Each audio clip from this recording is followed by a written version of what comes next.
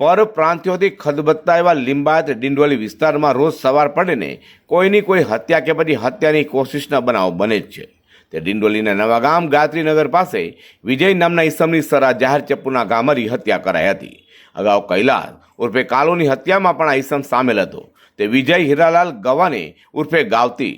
તે વિજય થોડા દિવસ પહેલા જ પોતાના વતનથી સુરત આવ્યો હતો. ત્યારે ગઈકાલે રાત્રે ગાયત્રીનગર પાસે વિજય પર જીવલેણ હુમલો કર્યો હતો, જેમાં તેને ગળાના અને છાતીના ભાગે ચપ્પુ મરાતા તેનું ઘટના સ્થળે જ કરુણ મોત નીપજવા પામ્યું હતું. જૂની અદાલતમાં વિજયની હત્યા કરી હોવાની આશંકા સેવાઈ રહી છે. તપાસ હાલ પોલીસ કરી રહી છે.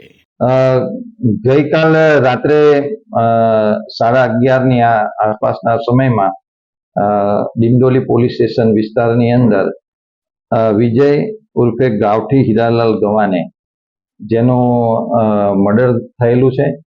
આ ગુનામાં કામે સોનુ ઉર્ફે બંટી જે મુખ્ય આરોપી છે અને તેની સાથે કાયદાના સંઘર્ષમાં આવેલા 2 બાળકો એ પણ આની સાથે સામેલ હતા. એ ત્રણની અત્યારે પોલીસે અટક કરેલી છે અને કાયદેસરની કાર્યવાહી ચાલુ છે. મરણ જનારને પોસ્ટમોર્ટમ માટે મોકલવામાં આવ્યો છે. ફરિયાદને ડ્રાફ્ટ કરી તાત્કાલિક આરોપીને અટક કરી એ લોકોની પોલીસ કસ્ટડી રિમાન્ડ મેળવવામાં આવશે. ઘટનાની જાણ ડિંડોલી પોલીસના થતાં પોલીસ કાફલો સ્થળે પહોંચીને હત્યા કોને કરી છે તેની તપાસમાં લાગી છે.